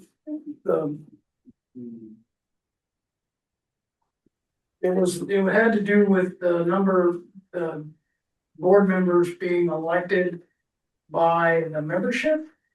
But then in section 4, we have a vacancy in any office for any reason may be filled by the board of directors. So those two contradict each other, I believe, in that if there's a vacancy, it should be the membership filling those vacancies across the board. I'm gonna pause there. You're on track. No worries. Which section? I was in the section on staff. The old section was staff on page 12. Top of page 12, section 3 vacancies. A vacancy in any office for any reason may be filled by the board of directors at any regular or special meeting for the unexpired portion of the term. And that contradicts saying that those positions are elected by the membership in the first one. That's a reference just to officers though, not to board of directors as of all 11 members. It's just the treasurer. The executive board? Yeah. And say executive board. Okay. Some more clarification. Say which one. Yeah, and the Because this says any office for any reason. Sure. And that is not, that contradicts. The section on vacated directors is on page 7, just for your reference. I'll make sure that fits. Okay. Yeah, and I think, in bylaw, I think that challenge is right, that there's always a section for everyone. Then there's a section for officers, and they sometimes repeat themselves, but not always. And so I think there we go. Okay. Thank you for pointing out that. Okay. Cliff, Eber. Yeah, I'm still kind of skeptical on the having to have the articles of incorporation changed first concerning membership due to the statement in there where it says that the corporation will have no members as part of the corporation. I just want to make sure that that's addressed or looked at, or somebody gives a feedback on that. Appreciate it. Yeah, I think we have that noted for a long time as well. Okay, thank you. Joy, Eagle River Valley. I have a quick question. What would cause a member to be considered unseated? In the current bylaws or the new bylaws? This is on page 2 that you read, seated memberships and notifying the council if their member has been unseated, notifying them. They're looking it up, Joy, give them one moment. So yes, members are considered seated if the member council has had one publicly noticed meeting within the past 12 months and has a chair elected or member appointed. They would be considered unseated if they didn't have a publicly noticed meeting in the past 12 months or have a chair elected or a member appointed. An example would be Portage hasn't met in like a decade. So they would be considered unseated.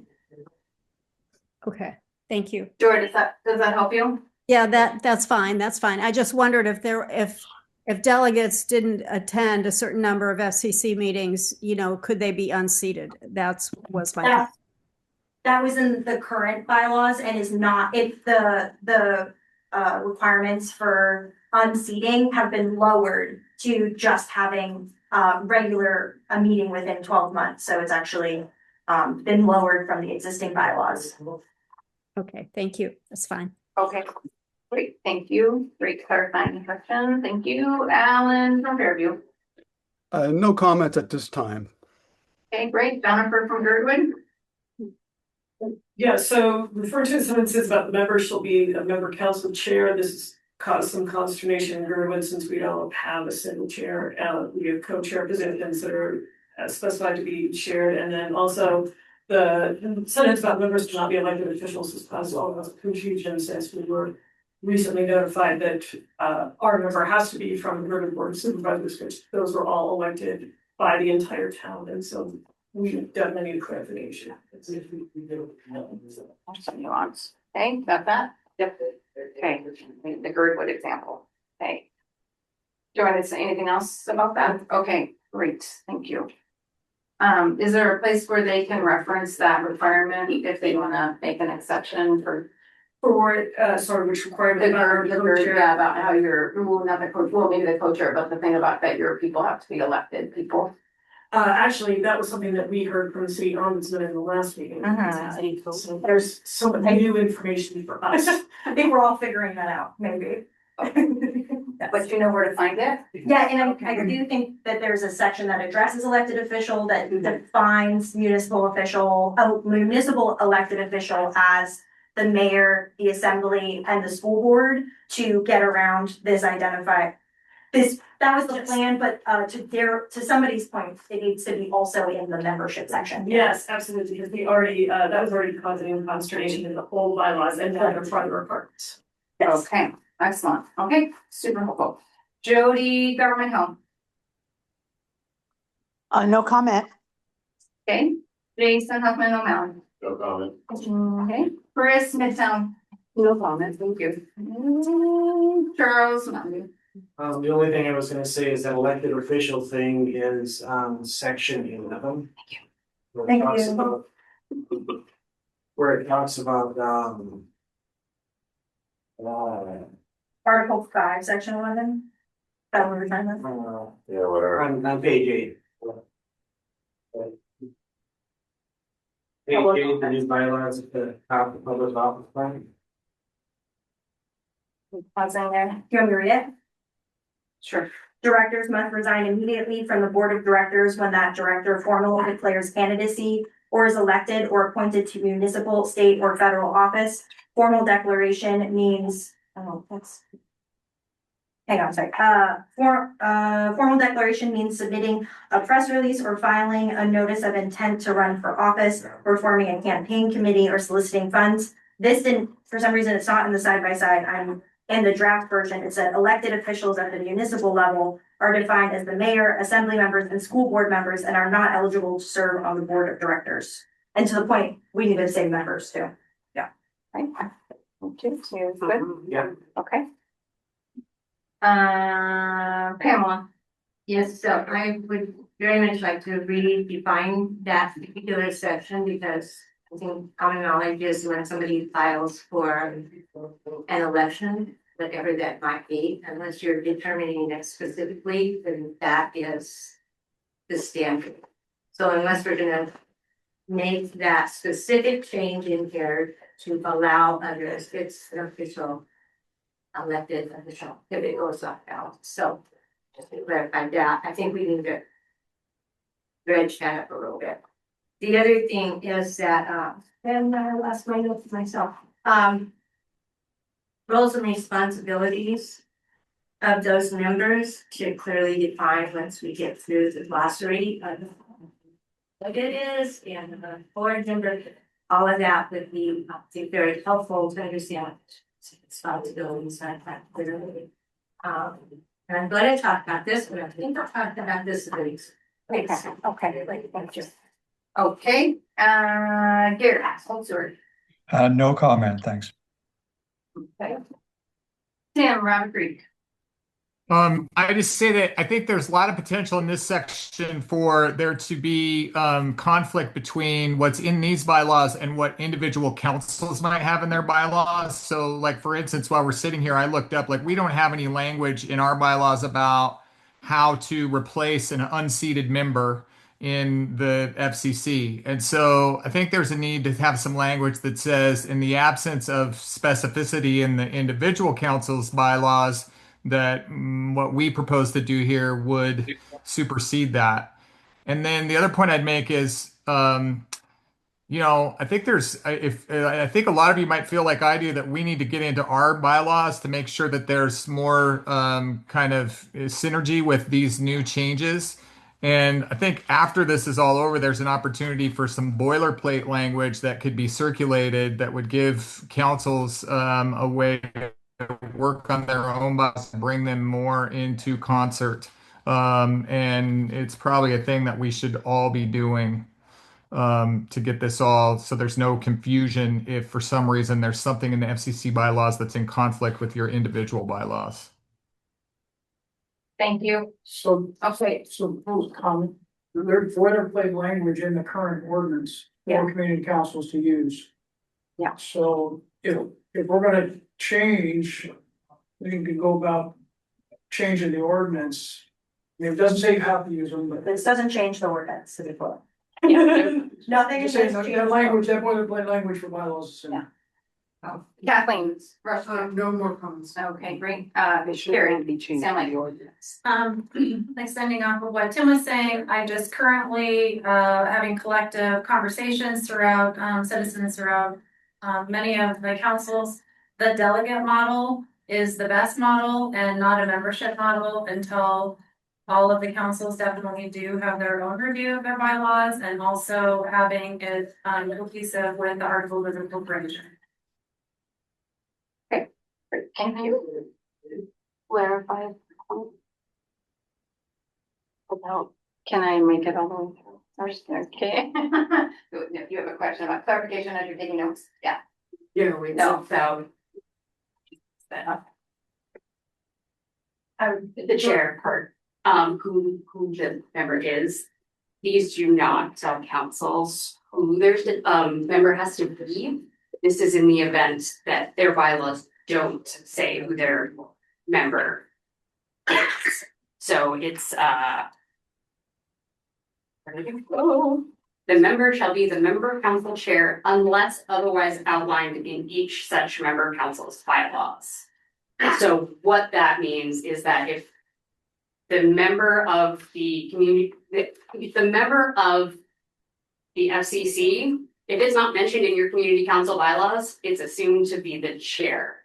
If it is mentioned that it is an elected position in your community council, it's the elected position in your community council. If it's drawing straws, that is how that delegate is selected. So this doesn't tell councils how they have to be represented. It's in case it's not mentioned, so you don't have to redo your bylaws just for this. Thank you. It's very helpful. Roger, Scenic Foothills. No comment. John, South Edition. No. Okay, was that your comment? Yeah, that was my comment. Okay.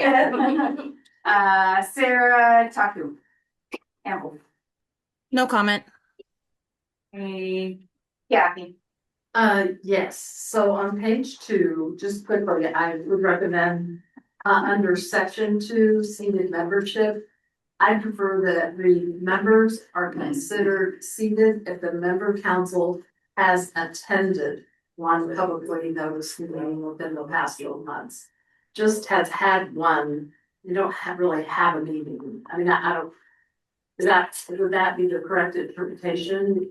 Community council has to have had a meeting, Member has not attended a FCC. has attended one publicly noticed meeting within the past 12 months, so can you use that verb attended? It doesn't make sense. What it's saying is that the community council has to have had a meeting. Yeah. And help. Adding that with your. Thank you, I was trying to. That was the semantic thing. And then, going back to, article 4 under notice of meetings, and we were discussing that is, I don't know if the initial notice, especially if it's pretty far in advance, should require that the agenda be attached with that meeting notice, but then the following one that I highly recommend and others prefer, but that does include the agenda, which it always has, but maybe that should be specified, because maybe that initial one can't include the agenda yet, because it's just not. That's time to, this is about what goes in the notice of the meeting, so it's a separate section. Yeah, right. But anyway, something like that, and then, That's your time, you have to come back to. I know, I'm sorry. Michael, turning an arm. I don't have any Sorry. additional comments.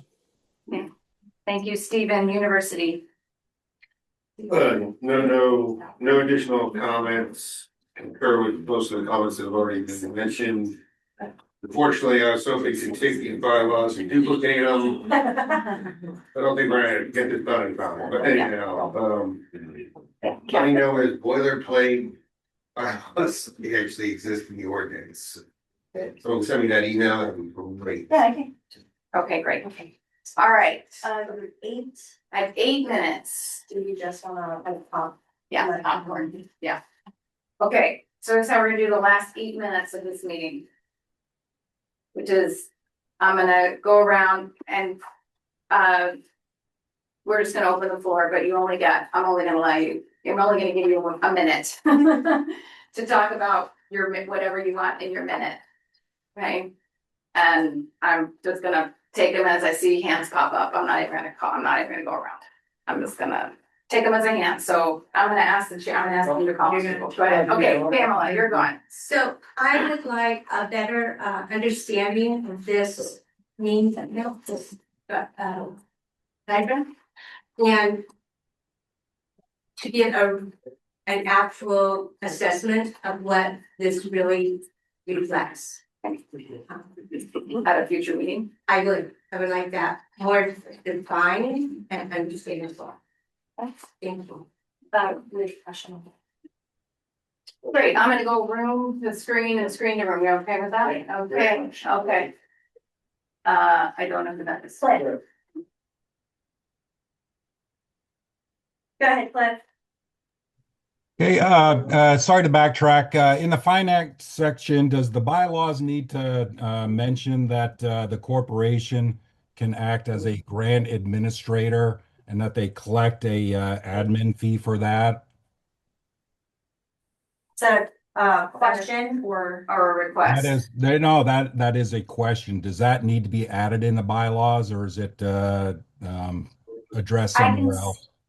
I can state it's in standing policy in our fiscal sponsorship policy and previously has been in our financial policies. So Okay. it is It's currently in policy. Okay, all right, thank you. And just like, right, so everyone has a good understanding, right, it goes articles, bylaws, policies, procedures, behavior. So if it's in one, right, these, right, if it's in one place, it doesn't necessarily need to be in the other, so you don't bog down your bylaws with your policies, etc.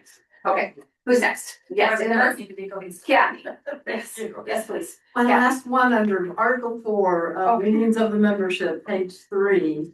I think it's just my brain having an issue, section 4 under notice of meetings where it says.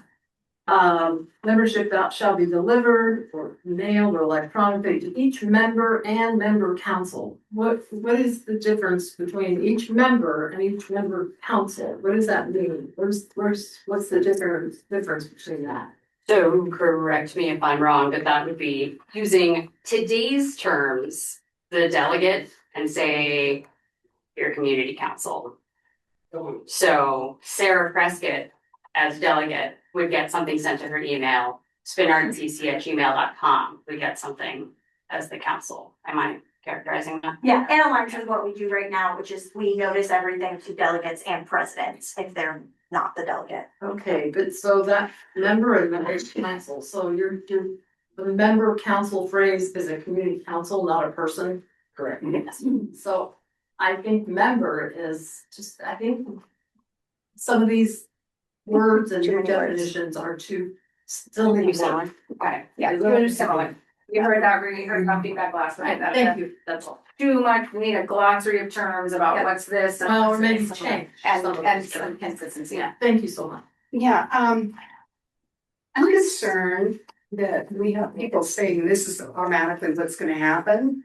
It may not when we get down to voting. And I think that everybody needs to have an open mind about that. The delegate model is a simple model to use. It's much more, it's just easier. There are a lot of words in here. This is really cumbersome, really it's written. And I would like to see something called stupid simple. We call that in the Army, stupid simple, and it works. The other thing is, there have been people back here who have been coming to all these meetings. When do they get to talk? When does the open public get to talk? And I want to make sure that when this document is finished, that we have plenty of time to go back to our CCs, to go back to our memberships, and that's not 30 days, that's more than 60 days. If you're counting like right now, there should be no hurry. We're almost to Thanksgiving, next month is Christmas, then we have New Year's. My CC's already met this month. We're at a It's too minute. late. Next month, we're not having a meeting, and a lot of the people here are not having meetings in December. So then you get into January, so that's your beginning time. I just want to make sure that we have plenty of time to work with people. Okay, thank you so much. Okay, who's next? I'm gonna go to the screen. Anyone on the screen? Raise hand. Need your, want a minute? We have 2 minutes. Hey, anyone on the room? Yes, zero. One more, I don't know if we covered this one or not, Article 5, officers and corporation. Under Article 6, on page 11. Section 1 and 2 appear to be duplicative in some respects. The officers and corporation shall be elected by the board of directors and shall be listed. And then in section 2, it says election and term of office. The officers of the corporation shall be elected every year by the board of directors and regular annual meeting. So it's kind of duplicative. And in my personal opinion, I think those positions need to be voted on by the members as a whole. And so to clarify, the officer position, you would vote as members for the chair and vice chair and the secretary of treasurer. That's not the way it reads. Okay, all right. Thank you for that. Okay. Anyone else online? Yeah, Oh, it's Tim.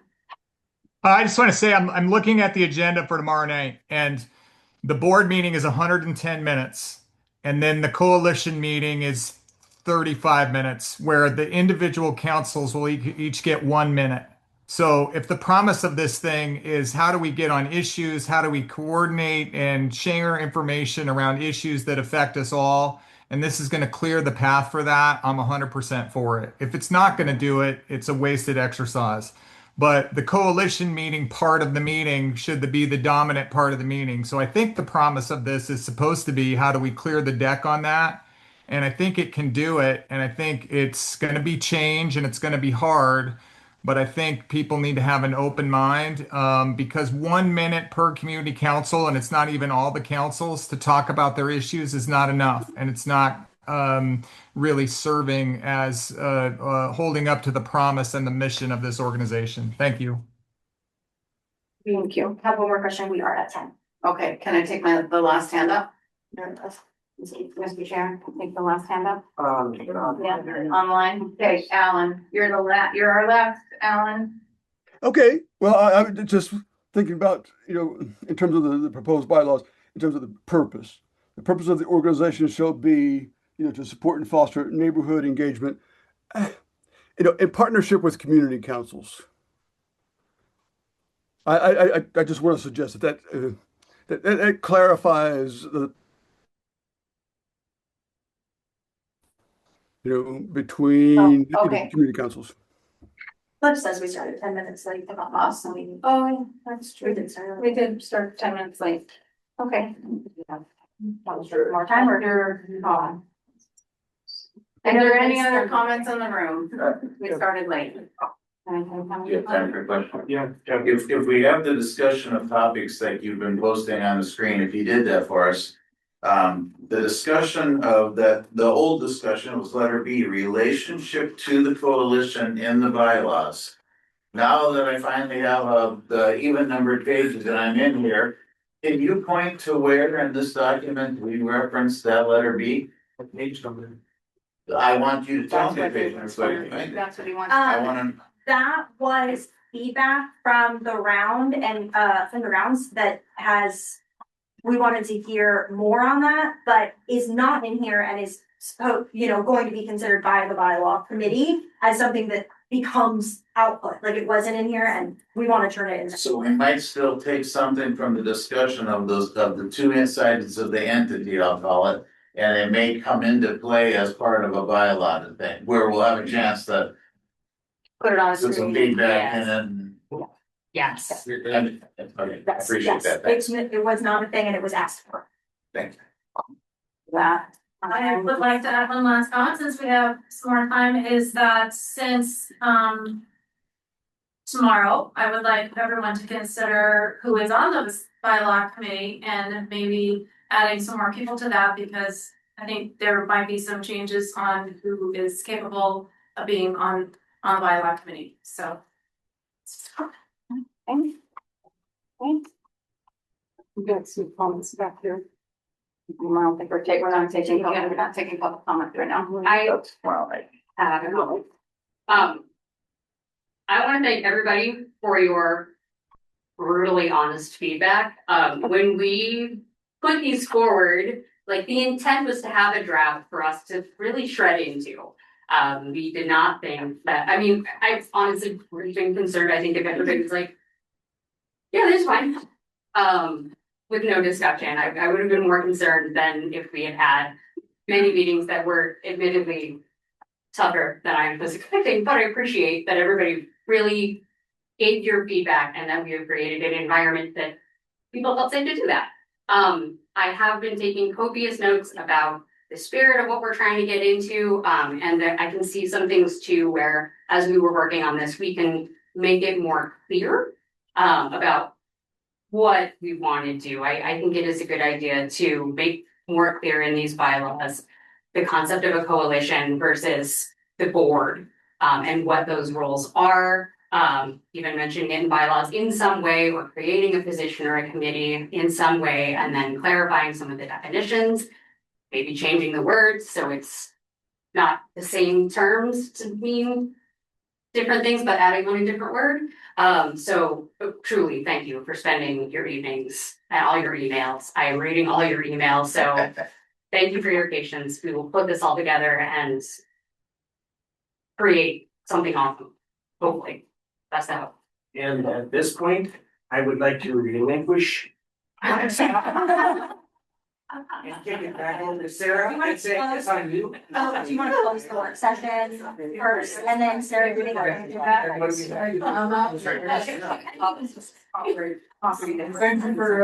Wait 1 second, we're not over. Okay, good night. You gotta close this session first. I think this comes. Hey guys, can we leave it crosstalk? Thank you. I guess we've gotta close the work session first, so. Awesome, because I'm not gonna be here. Whatever. Well, I got one question. I move, Sure. isn't it, well, we're just closing the work session, not the meeting. Maybe keep the work session open. Questions. Who is on the bylaw committee right now? Kind of following up on your question. Can't remember your name. Karen. That bylaw committee. Who's on the bylaw committee right now? Tis me, Mike Edgington, Daryl Hess, Caitlin Jackson. He never sort of shows his face on camera. Paul. From Paul Schneider. Paul Schneider, thank you, your alternate.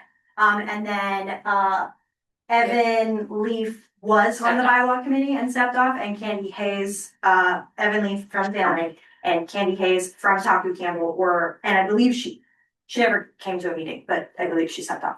Oh, okay, so you short people on that committee or? We haven't met since we began these meetings, so I don't know, we have more than 3. October But- 6th was the last bylaw. Yeah. For the last time. But did you clarify, did you say there's 5 names that are on then? 1, 2. Yeah. 5. There are 5 that are on it. But the 5 are not regularly meeting together. Typically, there's 3. No, there are at least 3. I'm just, yeah, Yeah. typically it's Okay. been, So this Not all is this stuff on your like- agenda for tomorrow? Yeah. Okay, then I would encourage you to have this conversation tomorrow. Okay, I just wanted to ask that. Okay, Why don't we close this? you call for a motion to adjourn. And The work session. move to adjourn the work session. Okay. I second the motion. by essential budget.